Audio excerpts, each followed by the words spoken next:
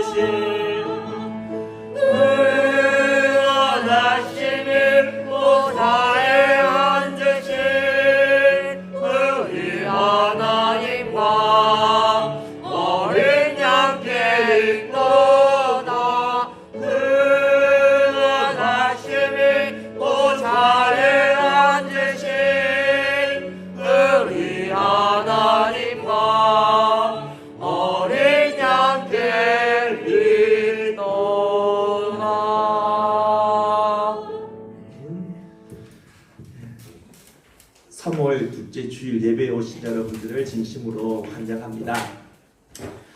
이렇게 예배하기에 좋은 그리고 쾌적한 이런 환경을 허락해 주신 하나님께 우리 감사합시다. 항상 우리에게 이렇게 좋은 것을 주시기를 기뻐하시는 하나님을 우리 또한 기뻐하며 즐거워하며 감사함으로 예배의 자리로 나아가 오늘 이 예배 시간을 통해 하나님을 만나는 저와 여러분들이 다 되어지기를 주님의 이름으로 축복합니다. 혹시 다 같이 묵상 기도 드리도록 하겠습니다.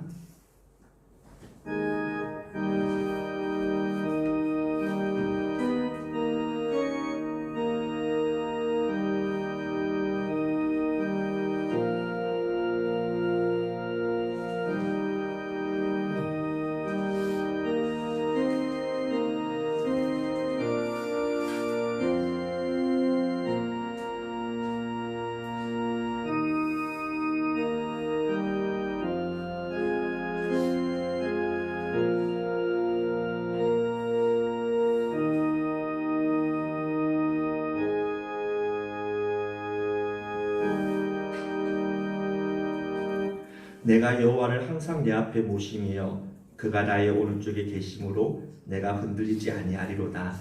이러므로 나의 마음이 기쁘고 나의 영도 즐거워하며 내 육조도 안전히 살리니 이는 주께서 내 영혼을 소홀히 버리지 아니하시며 주의 거룩한 자를 멸망시키지 않으실 것임이니이다.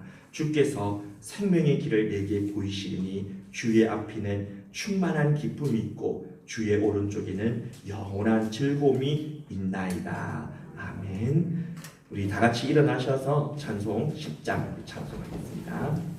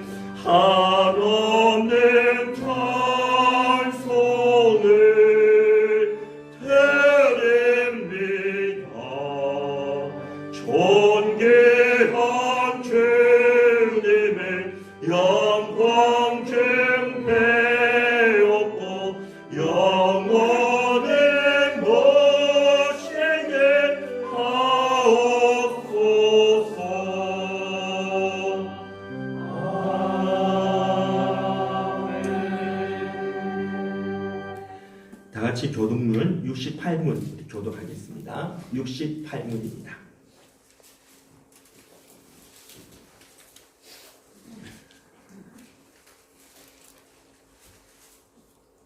이사야 40장 우리 교독문 60문 교독하겠습니다. 외치는 자의 소리여 이르되 너희는 광야에서 여호와의 길을 예비하라. 골짜기마다 돋구어지며 산마다 언덕마다 낮아지며 고르지 아니한 곳이 평탄하게 되며 여호와의 영광이 나타나고 모든 육체가 그것을 함께 보리라. 말하는 자의 소리여 이르되 외치라. 대답하되 내가 무엇이라 외치리까 하니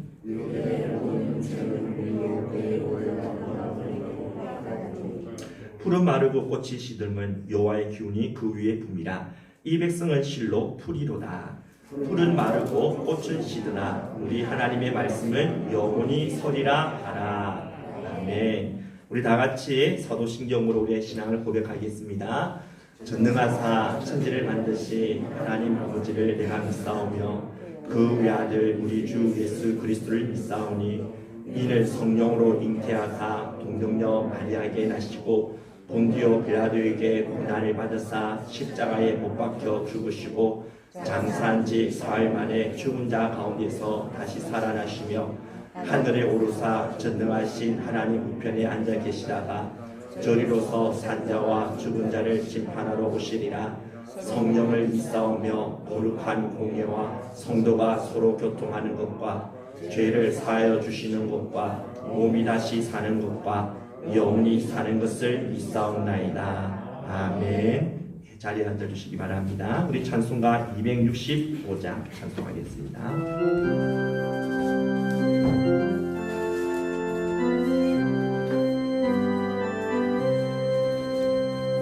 주신 십자가를 지심으로 죄인을 굴속하셨으니 그 피를 보고 믿는 자는 주님의 진노 면하겠는 내가 그 피를 유월절 그 양의 피를 볼 때에 내가 널 넘어서 가리라.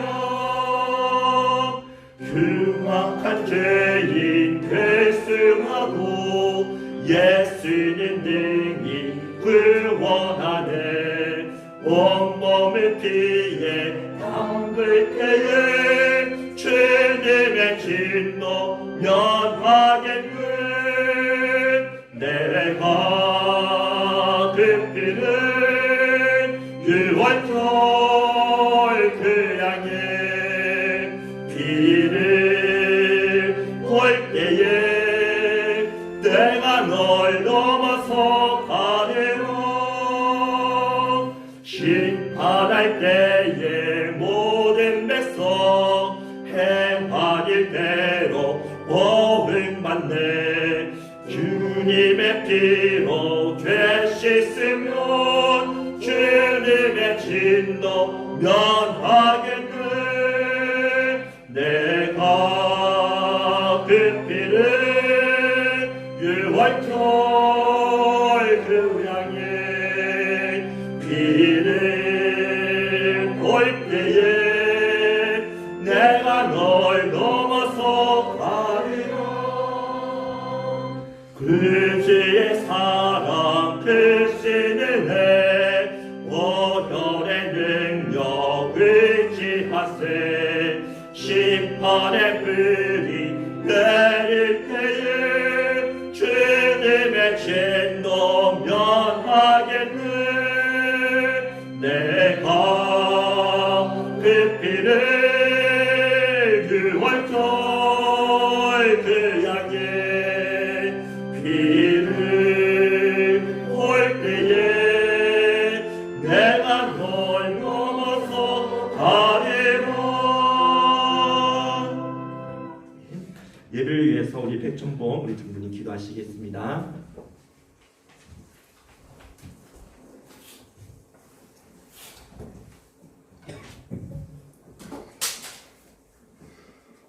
위대하신 하나님께 예배드립니다. 우리에게 향하신 여호와 하나님의 사랑이 크고 크심을 믿사오며 이 예배를 드리오니 함께하여 주시옵소서. 교회와 성도들을 더욱 크게 인도하여 주심을 원하오며 항상 감사함이 넘치게 하여 주시옵소서. 우리 장정환 목사님 그 크신 권능으로 인도하여 주옵시기 원하오며 말씀의 능력이 이 교회를 지배하여 주시기 원하오며 권능의 은혜가 임하셔서 전하는 말씀마다 빛을 발하게 하여 주시옵소서. 하나님께 감사드립니다. 예비하신 서부산 교회의 과정을 이렇게 인도하여 주시니 참으로 감사합니다.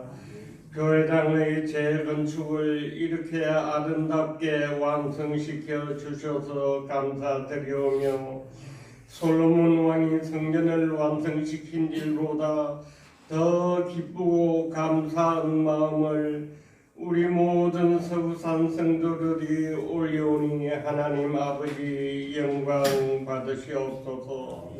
하나님 아버지 교회도 경사가 있습니다. 다음 주에는 장정환 목사님의 위임식이 있으며 새로운 권사님과 임직과 장립 집사님 권사님의 은퇴식이 있습니다.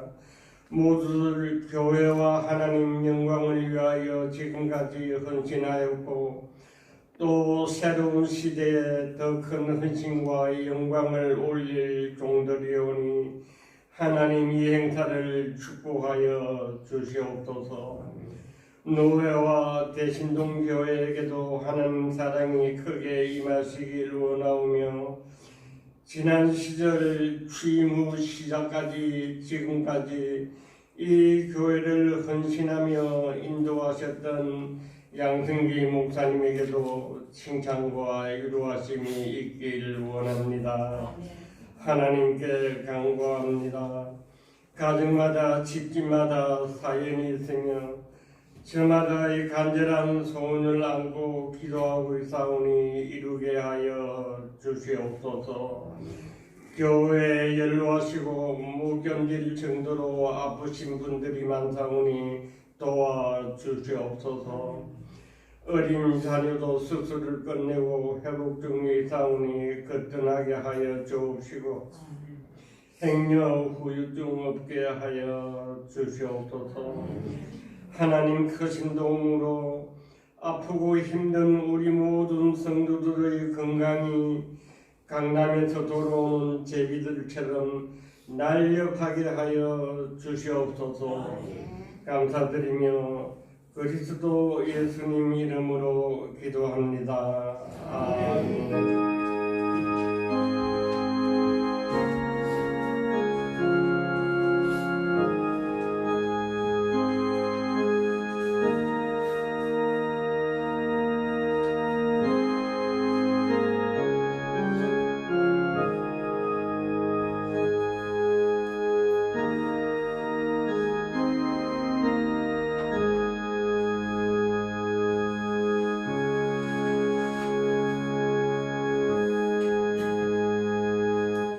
하나님 말씀 보도록 하겠습니다. 마태복음 5장 7절입니다. 마태복음 5장 7절 말씀.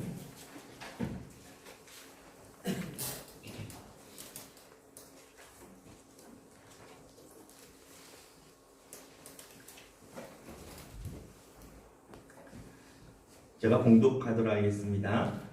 긍휼히 여기는 자는 복이 있나니 그들이 긍휼히 여김을 받을 것이며. 아멘. 이제 우리 호산나 찬양대에 찬양하겠습니다.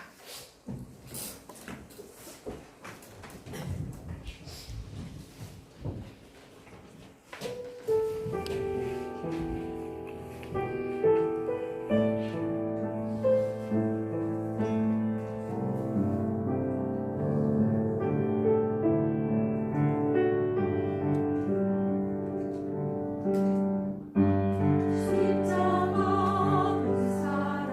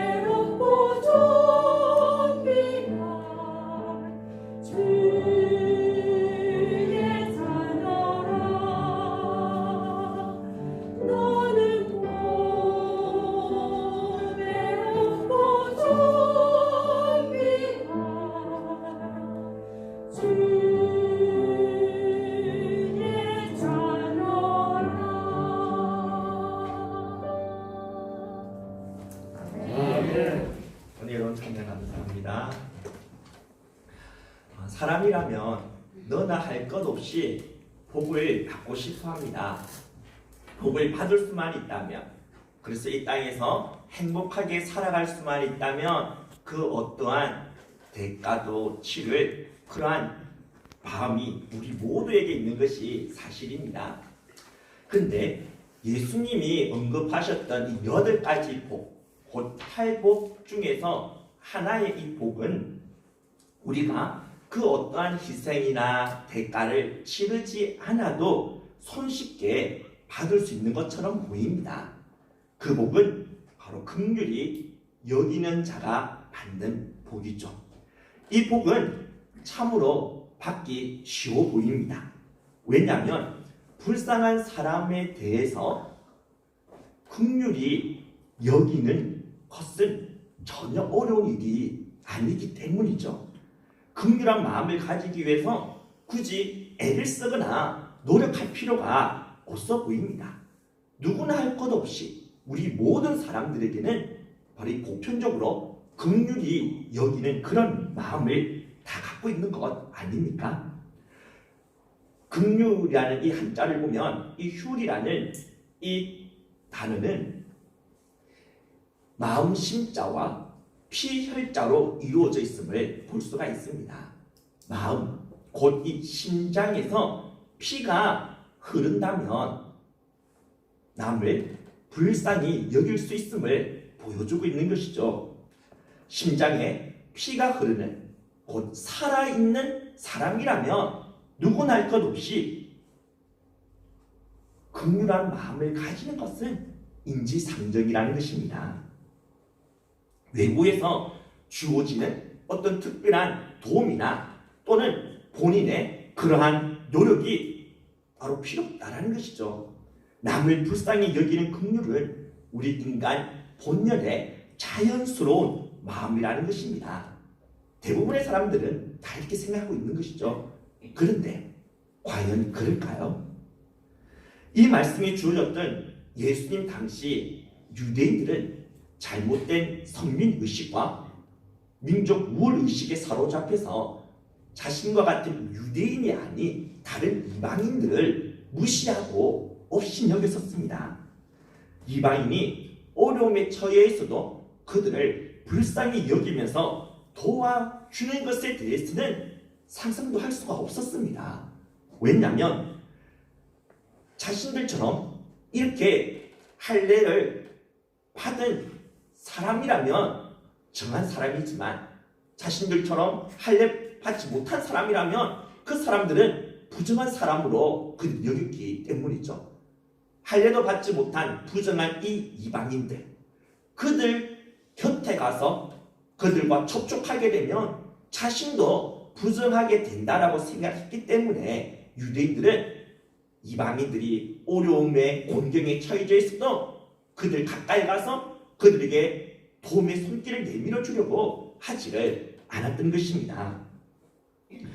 또한 같은 유대인들 중에서도 이런 나병과 같은 그런 심한 병에 걸렸거나 또는 육신의 어떤 이런 장애를 가지고 있는 사람들을 또한 부정하게 그들은 취급하였습니다. 이런 부정한 그들을 접촉하게 되면 자신도 부정하게 된다라고 그렇게 생각했기에 이러한 어려움에 있는 사람들 외면하고 오히려 그들 가까이 오지 못하게끔 내쫓곤 하였었죠. 따라서 유대인들, 그들은 긍휼과는 거리가 먼 민족이었다는 사실을 알 수가 있습니다. 예수님 당시 유대인들뿐만 아니라 로마 사람들도 마찬가지였습니다. 한 로마 철학자는 긍휼이라는 것은 영혼의 병이다, 영혼의 나약함의 표시다라고 그렇게 말하였습니다. 로마인들은 용기, 기강, 신, 강함을 최고의 가치로 여기면서 이러한 것을 숭배하고 있었기 때문에 강함과 반대되어지는 나약함, 연약함, 이러한 것에 빠져있는 사람들을 좋아할 리가 없었던 것이죠. 로마 세계에서 아이가 태어나면 아버지는 파트리아 포테스타스라는 그러한 권리를 가지고 있었습니다. 태어난 아기가 약하거나 또는 장애를 가지고 있어서 자신의 마음에 들지 않으면 이 엄지손가락을 땅 아래로 그렇게 내립니다. 그러면 그 순간 그 즉시 이 아이는 물속에 던져져서 익사하여 죽음을 당하게 되어지는 것이죠. 자기가 낳은 자식마저 약하다는 이유로 잔인하게 죽여버리는데 어찌 그들이 긍휼의 마음을 가진 긍휼의 사람이라 말할 수가 있겠습니까?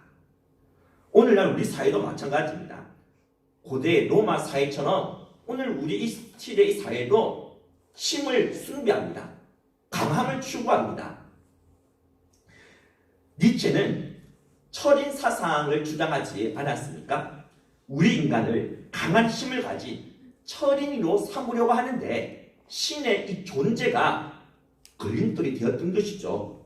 왜냐하면 신은 인간으로 하여금 자신에게 의존하도록 만들고 자신에게 긍휼과 도움을 구하게끔 만들면서 이렇게 인간을 나약한 존재로 만들고 있었기 때문에 니체는 이 신을 부정할 수밖에 없었던 것입니다.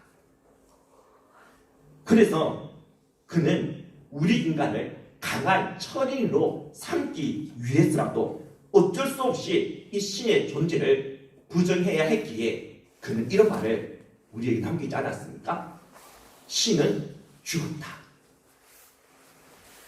인간의 강함을 위해서 신마저 하나님마저 죽여버리는데 강하지 못한 그런 인간들 어떻게 따뜻한 마음으로 품고 긍휼의 대상으로 여기면서 살 수 있겠냐는 것이죠.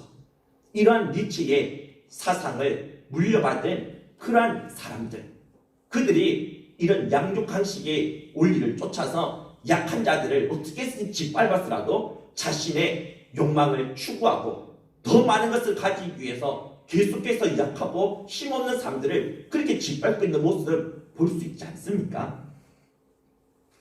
또한 오늘 이 시대에는 긍휼을 베풀거나 선을 베풀며 오히려 그를 사람들이 이용해 먹지 않습니까?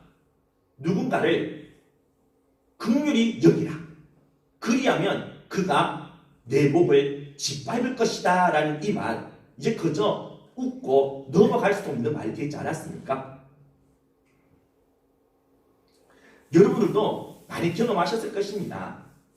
선을 베풀거나 긍휼을 베푸면 사람들로부터 바보 취급을 당한다는 사실을 말입니다. 그래서 사람들이 우리를 바보로 알고 자꾸 이용해 먹으려고 하지 않습니까? 이렇게 몇 번 쓰라린 경험을 하게 되면 남에게 호의를 베풀고 긍휼을 베풀게 되는 것에 대해서 갈등하게 되고 주저하게 되지 않습니까? 한마디로 긍휼을 베푸는 것이 쉽지 않다라는 것입니다. 어렵다라는 것이죠. 더군다나 성경이 말하는 긍휼은 그저 딱한 형편에 처해 있는 사람들을 그렇게 불쌍히 그렇게 느끼는 마음, 어떤 그런 감정,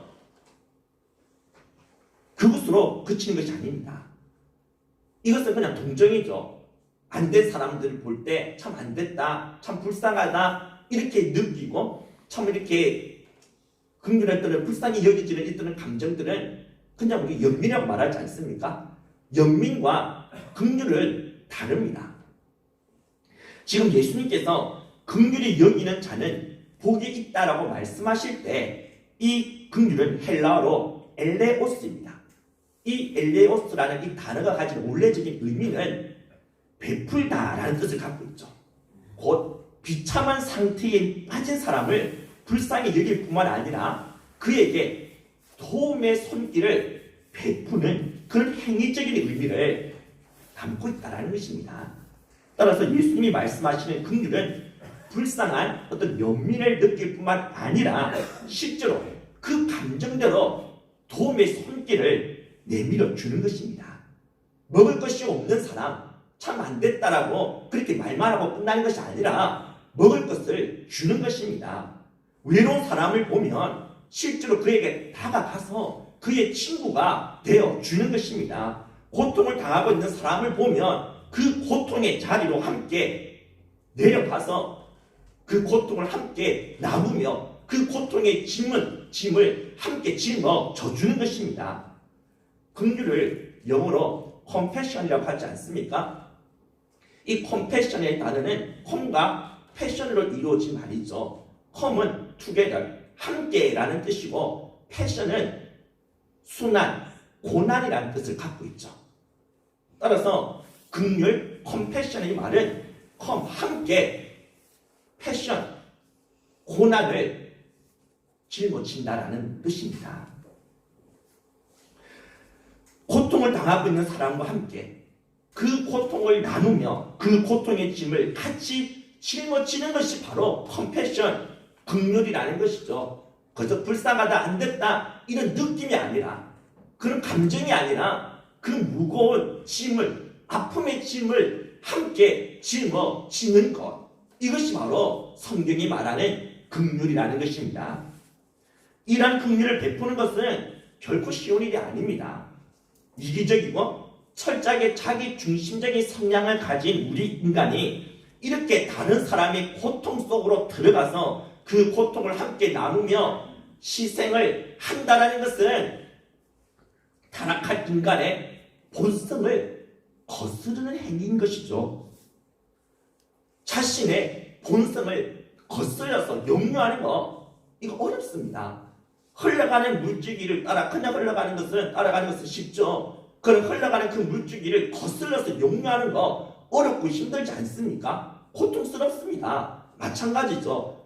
우리는 철저하게 나 중심적인 이 성향에 사로잡혀 있는 타락한 아담의 후손입니다. 그래서 나 자신을 더 우선시한다는 그런 성향에서 벗어날 수 없는 것이죠.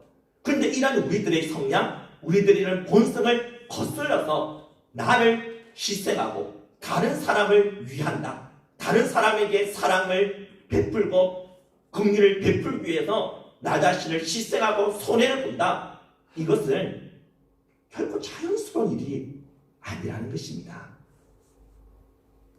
엄청 힘들고 어려운 일이라는 것이죠. 그렇다면 긍휼을 베푸는 것이 어렵다면 긍휼을 안 베풀고 그냥 복 없이 살면 되지 않겠습니까? 긍휼 안 베풀고 내 욕심, 내 실속 다 챙기면서 그 어떠한 희생을 당하는 것 없이 그냥 그저 그렇게 살아가면 되지 않습니까? 굳이 힘들게 내가 손해를 보면서까지 긍휼을 굳이 베풀어야 합니까? 네, 베풀어야 합니다. 왜냐하면 우리가 긍휼을 베풀지 않으면 긍휼히 여기는 자에게 주어지는 복, 이건 우리가 안 받는 것으로만 그치는 것이 아니라는 것이죠. 긍휼을 베풀지 않으면 복은 없지만 다른 것은 있게 됩니다. 그게 뭘까요? 우리가 긍휼을 베풀지 않으면 긍휼을 베푸는 자에게 약속된 복은 우리가 가지질 못합니다. 우리에게 있지는 않죠. 그러나 대신에 우리에게 있게 되는 것이 있다는 것입니다. 그게 뭘까요? 저주입니다. 다 같이 마태복음 25장 41절과 43절 함께 우리 읽도록 하겠습니다.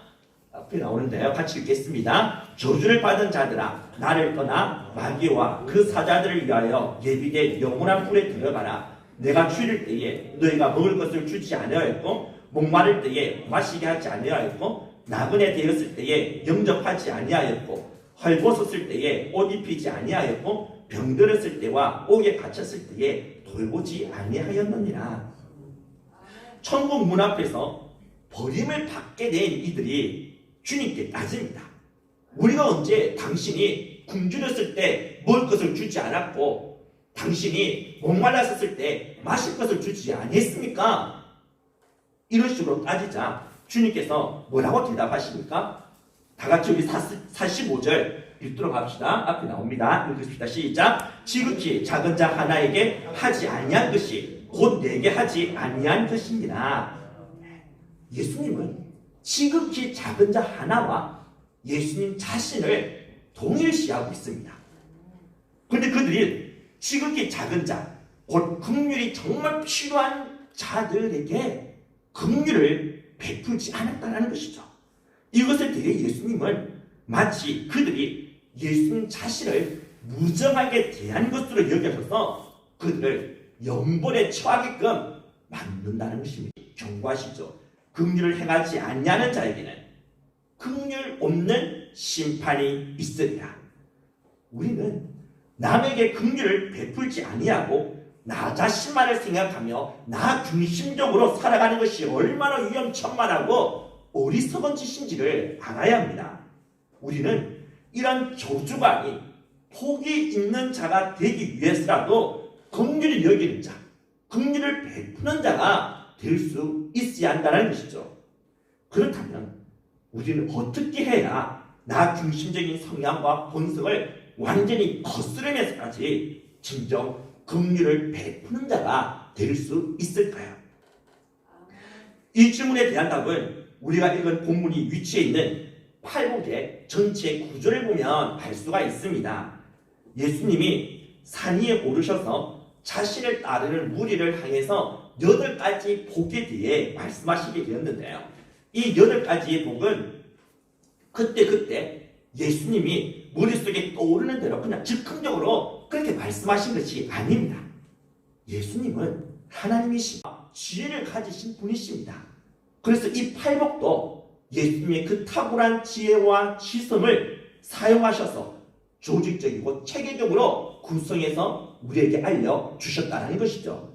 팔복에서 첫 번째 복에서부터 이 4번째 복까지는 어떤 우리들의 어떤 내적인 태도에 대해서 말씀해 준다면 그 다음 5번째 복에서부터 8번째 복은 그 태도로 말미암아 일어나게 되는 결과, 그 태도가 맺게 되는 어떤 열매들에 대해서 말해주고 있다라고 볼 수 있습니다.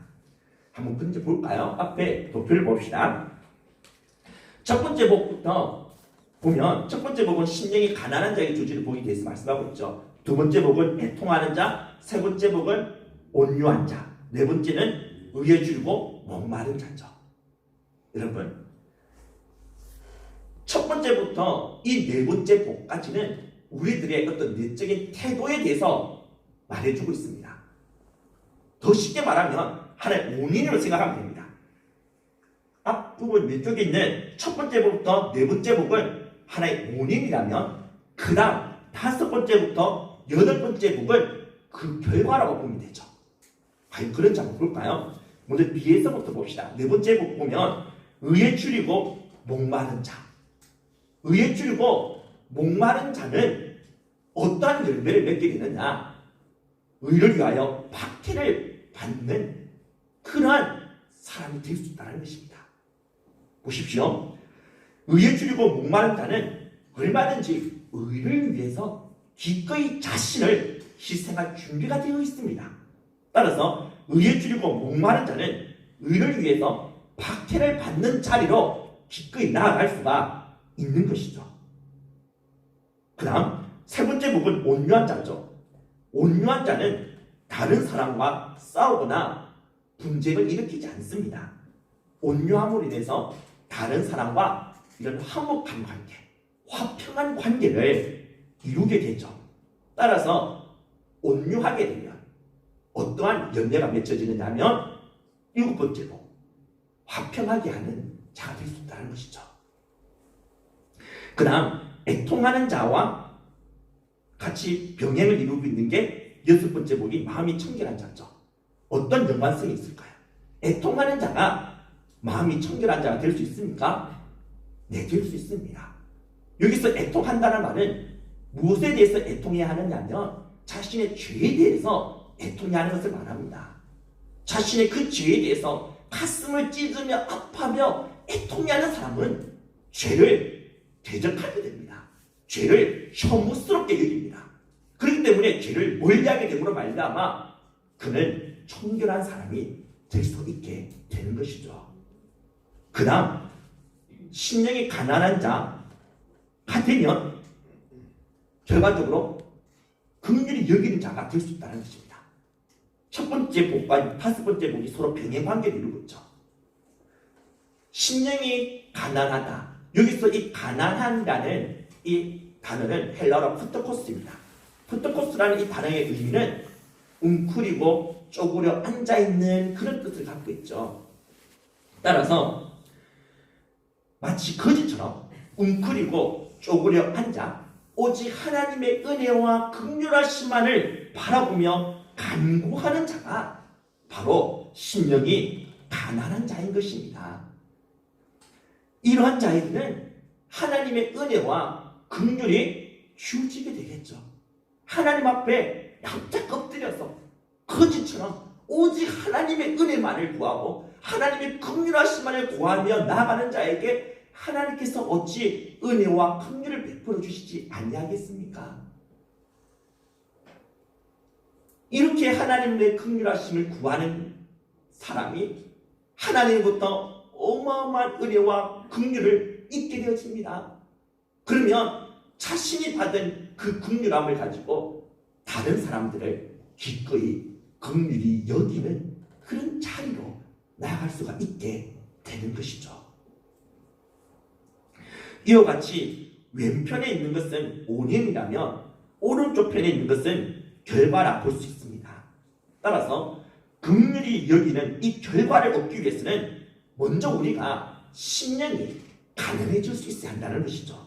내 안에 가득한 죄로 인한 나 자신의 비참함과 추함을 보게 될 때, 또한 나 자신의 무능함과 한계를 깨닫게 될 때 우리는 영적으로 거지가 되어서 하나님 앞에 엎드리며 하나님의 은혜와 긍휼하심을 구하게 될 것입니다. 그래서 오직 하나님의 은혜, 하나님의 긍휼하심을 바라보며 하나님 앞에 철저하게 우리에게 부어지게 되는 것이죠. 이런 하나님의 긍휼하심의 은혜에 듬뿍 잠기게 되면 우리는 다른 사람들을 긍휼히 여길 수 있게 된다는 것입니다. 긍휼을 입었기 때문에, 엄청난 사랑을 입었기 때문에 이제 내가 입은 이 은혜, 이 사랑, 이 긍휼하심을 다른 사람들에게도 흘러 보내줄 수 있는 사람이 될 수 있는 것이죠. 따라서 우리가 먼저 다른 사람들에게 긍휼을 베풀려고 하기 전에 먼저 하나님의 긍휼하심이 필요한 나 자신의 비참함과 나의 무능함을 먼저 볼 수 있어야 할 것입니다. 그럴 때 우리는 하나님 앞에서 심령이 가난한 자가 되어 주님의 긍휼하심을 구하게 되고, 그때 내가 구하게 된 긍휼하심을 잊게 되어서 그 긍휼함을 다른 사람들에게 보내줄 수 있는, 흘려보내줄 수 있는 사람이 될 수 있는 거죠. 강도 만난 사람은 예루살렘에서부터 여리고성으로 가려고 했다는 사람이라고 말해주고 있죠. 예루살렘 사람이라는 것입니다. 유대인이죠. 유대인들은 사마리아 사람을 잡종이라고 놀립니다. 개취급합니다. 사마리아 사람들은 유대인들로부터 무시와 조롱과 업신여김을 당하며 이때까지 살아왔었습니다. 지금 이 선한 사마리아 사람, 강도 만나 피 흘려 죽어가고 있는 이 사람이 자신을 향해 손가락질하고 자신에게 돌을 던지고 자신을 무시하고 조롱했던 그런 유대인이라는 사실을 왜 몰랐겠습니까? 그런데 이 선한 사마리아 사람은 자신의 돈, 자신의 그 귀한 시간 아낌없이 이 온수를 위해 다 쏟고 있지 않습니까? 우리는 나한테 잘해주는 사람에 대해서는 얼마든지 잘해줄 수 있습니다. 그러나 나에게 상처를 준 사람, 나에게 아픔을 안겨다 준 사람, 그 사람에게는 이와 같이 행할 수 없다는 것이죠. 우리는 악을 악으로 갚으려고 하지 악을 선으로 갚으려고 하지를 않지 않습니까? 따라서 우리는 선한 사마리안에게 눈을 돌리기 전에 먼저 강도 만날 사람에게 우리의 시선을 고정시킬 수 있어야 합니다. 바로 나에게 해당되는 인물은 선한 사마리아 사람이 아니라 강도 만나 피 흘려 죽어가고 있는 바로 그 사람이라는 것이죠. 피 흘려 죽어가고 있는 이 강도 만난 사람이 바로 나 자신을 그대로 보여주고 있음을 알아야 합니다. 그렇습니다. 우리는 이 강도 만난 사람이었습니다. 강도를 만난 이 사람은 강도에게 모든 것을 다 빼앗기고 또한 온몸에 피투성이가 되어 죽어가고 있던 사람이었습니다. 이 비참한 사람, 그 사람이 바로 나 자신이란 것이죠. 아니, 이보다 우리는 더 비참하고 심각하였습니다. 이 강도 만난 사람은 그나마 지금 목숨이 붙어 있습니다. 그러나 우리는 이전에 목숨이 끊어졌었습니다. 죽어가고 있었던 것이 아니라 완전히 그냥 죽었었습니다. 그래서 에베소서 2장 1절에서는 너희의 허물과 죄로 죽었던 너희를 살리셨도다, 그렇게 말씀하고 있지 않습니까? 죄와 허물로 죽어가고 있는 너희들이 말씀하지 않고 죽었다라고, 이미 죽었던 너희를 살리셨다고 말씀하고 있지 않습니까? 우리는 강도를 만나서 피 흘려 이미 죽었던 사람이었습니다. 영혼이 죽었다는 것이죠. 영혼이 완전히 죽었었기에 하나님을 전혀 느끼지도 못하고 하나님의 말씀을 들어도 전혀 그 말씀이 내 귀에 들리지도 않았으며 하나님 앞에서 제대로 반응하지도 못하며 그렇게 살아갈 수밖에 없었던 존재였다는 것입니다. 하나님, 나의 창조자이신데, 나의 주인이신데, 그 주인 대신 하나님을 무시하고 하나님 없이 살아갔던 우리의 그 운명이 어때야 했겠습니까? 영원한 지옥의 불 속에 던져져서 영원한 고통을 당하며 그 죄값을 치러야만 하지 않았습니까? 영적으로 죽었기 때문에 우리는 이러한 길을 걸어갈 수밖에 없고 그런 운명을 맞이해야만 했던 것이죠. 그런데 하나님은 이렇게 죽은 시체와 같았던 우리를 긍휼히 여기셨고 사랑하셨습니다. 죽은 시체를 향해 긍휼의 마음을 가지시고 우리에게 다가오셨습니다. 그리고는 진정한 컴패션, 긍휼을 나타내 보여주셨죠. 주님은 고통과 사망 가운데 있는 우리 인생 가운데로 친히 내려오셔서 우리의 비참함, 우리의 고통, 심지어 우리의 이런 죽음마저도 자신이 또 안으셨습니다.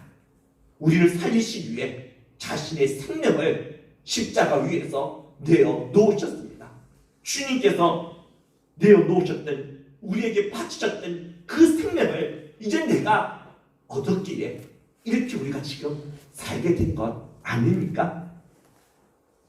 그 결과 우리는 주님이 바쳤던 이 생명으로 말미암아 영적으로 이렇게 살아났을 뿐만 아니라 이제 지옥이 아닌 천국에서 더 이상 아픔도 없고 고통도 없고 슬픔도 없는 그 영원한 하나님의 나라에서 천국 시민으로 영원토록 행복하게 살아갈 수 있는 주인공이, 이런 놀라운 주님의 은혜와 긍휼을 우리가 얻었다라는 사실을 우리는 기억해야 합니다.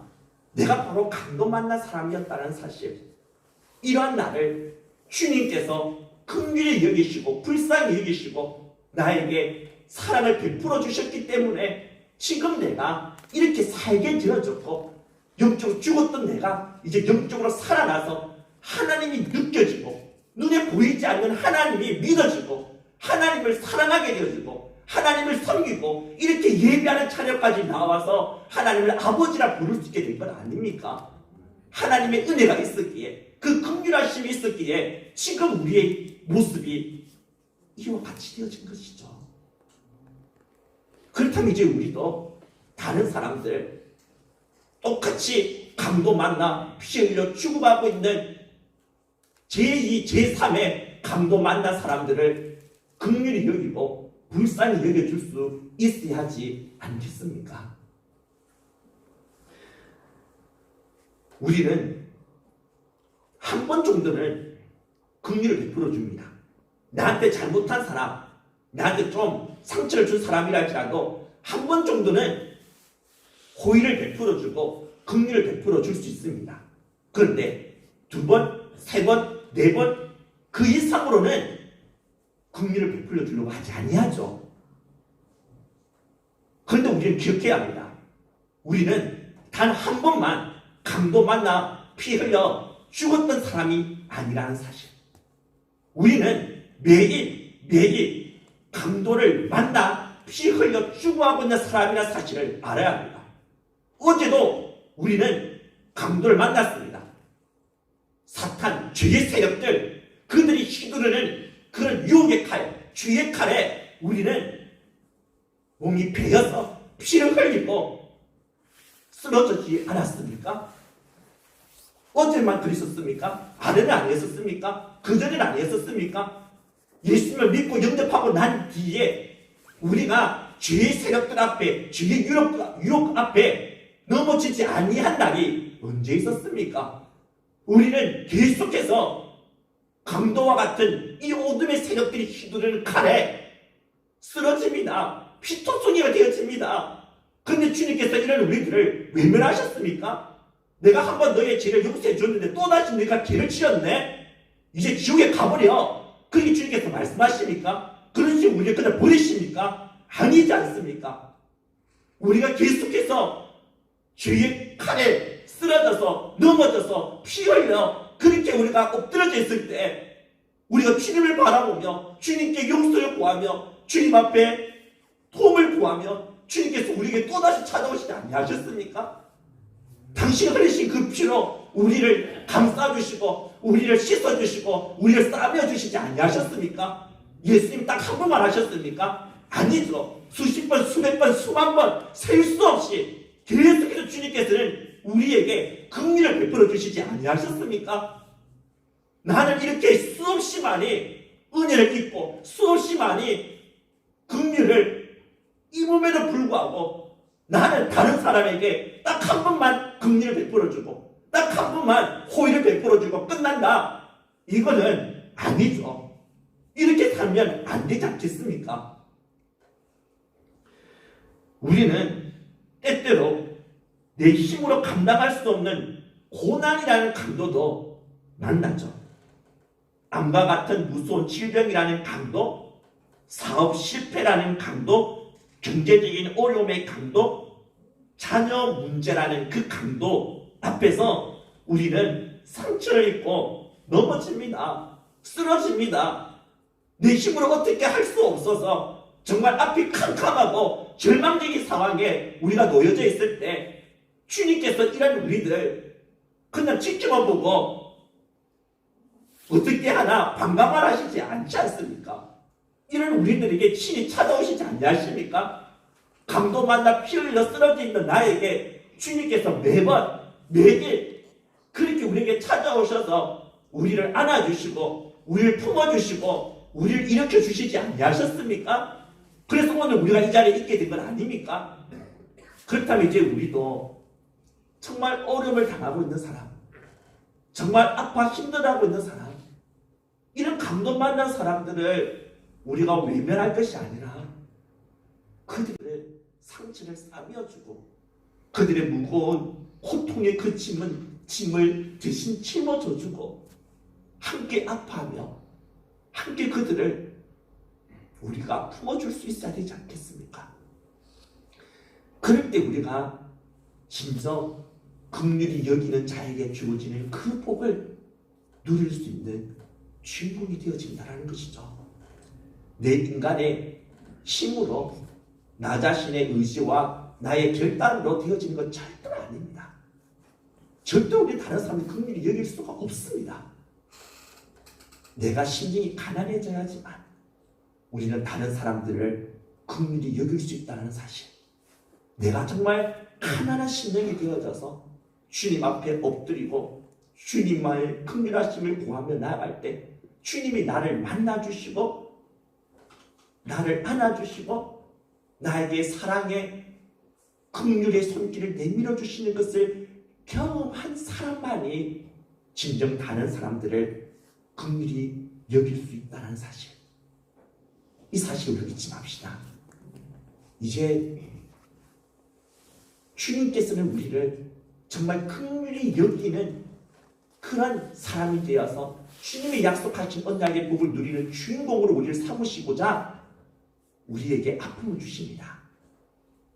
강도를 우리에게 허락하십니다. 그것 때문에 우리는 심령이 가난한 사람이 될 수가 있는 것이죠. 감사할 수 있어야 합니다. 우리가 당하는 강도, 왜 나에게 이런 강도를 허락하신다고 하나님께 원망하지 맙시다. 이 강도 때문에 우리는 하나님 앞에 엎드릴 수 있는 건 아닙니까? 하나님의 긍휼하심을 구할 수 있는 건 아닙니까? 그것 때문에 우리가 가난한 심령이 되어서 다른 사람들을 불쌍히 여길 수 있고 그들에게 사랑을, 긍휼의 그 손길을 내밀어 줄 수가 있는 것이죠. 어려움과 고난이라는 강도를 만난 나의 이웃은 나 자신의 모습을 보여주는 거울입니다. 그들을 보면서 이제는 나 자신을 볼 수 있어야 할 것입니다. 그들의 아픔은 곧 나의 아픔입니다. 이제는 그들과 나를 하나로 봅시다. 그래서 그들의 아픔을 함께 나누며 그 아픔을 함께 짊어지는 진정한 컴패션의 이 긍휼을 베푸는 자가 되도록 합시다. 우리가 받은 주님의 은혜와 긍휼하심을 기억하며 우리의 이웃들에게도 아낌없이 주님의 사랑과 긍휼을 베푸며 살아가는 진정 복 있는 자가 되어지기를 주님의 이름으로 축복합니다. 이 시간 우리 같이 합심해서 우리 기도합시다. 정말 내가 다른 사람들에게 긍휼을 베풀어 줄 수 있는 사람이 되기 위해서 먼저 나 자신의 심령이 가난한 자가 될 수 있도록 주님 도와달라고 나의 비참함을, 나의 추함과 더러움을, 나의 부족함을, 나의 무능함을 볼 수 있는 눈을 열어주셔서 날마다 주님 앞에 엎드리고 주님께 굴복하며 거지처럼 하나님의 은혜와 주님의 긍휼하심 안에 간구하며 나아갈 수 있는 자가 되게 해달라고, 이럴 때 하나님이 베풀어 주시는 그 풍성한 은혜, 그 긍휼하심을 내가 입어서 이제 내가 입은 이 긍휼의 이 사랑을 다른 이웃들에게, 어렵고 힘들어하는 이들에게 내가 전하여 줄 수 있는 그 긍휼을 베풀어 줄 수 있는 그런 인생의 주인공이 되어지게 해달라고 우리가 이를 위하여 주님 앞에 같이 합심해서 우리 기도하며 나가도록 하겠습니다. 기도합시다. 하나님 아버지 정말 감사합니다. 오늘 이렇게 저희들 정말 주님의 말씀을 통해서 우리가 이 땅에서 어떻게 살아야 할지 알게 해주시고 깨닫게 해주시는 애 진심으로 감사드립니다. 하나님 이제 정말 저희들이 살아가면서 다른 사람들에게 진정 사랑의 손길을 내밀어주고 정말 하나님 긍휼을 베풀어 줄 수 있는 그런 주인공이 되어지기를 소망합니다. 하나님 정말 나에게 정말 악한 짓을 했고 정말 나에게 상처를 주고 나에게 정말 하나님 정말 마음의 아픔을 준 사람이라 할지라도 정말 그들에게 우리가 다가가서 정말 그들에게 정말 우리가 사랑을 베풀어주며 긍휼을 베풀어줄 수 있는 사람이 되어줄수록 주님 도와주시옵소서. 주님께서 정말 나를 한 번만 사랑해 주시고 나를 한 번만 긍휼을 베풀어 주시는 것이 아니라 수십 번, 수백 번, 수만 번 끝없이 정말 나를 사랑해 주시고 나를 품어주시고 정말 나를 한결같이 나를 대해주신 것처럼 저희들 또한 정말 다른 사람들을 정말 우리 한결같이 사랑하며 그들에게 다가가며 그들에게 정말 우리가 사랑과 긍휼을 베풀어 줄 수 있는 신실한 하나님의 사람이 되어줄수록 주님을 주여 도와주시옵소서. 이를 위하여 우리가 정말 가난한 심령을 가진 자가 되기를 원합니다. 우리의 심령이 가난해지기를 원합니다. 하나님의 은혜와 긍휼하심이 없으면 살아갈 수 없는 존재라는 사실을 저희들이 알마다 하나님의 은혜를 구하며 날마다 하나님의 긍휼하심만을 구하며 살아가는 우리 모두가 되어줄수록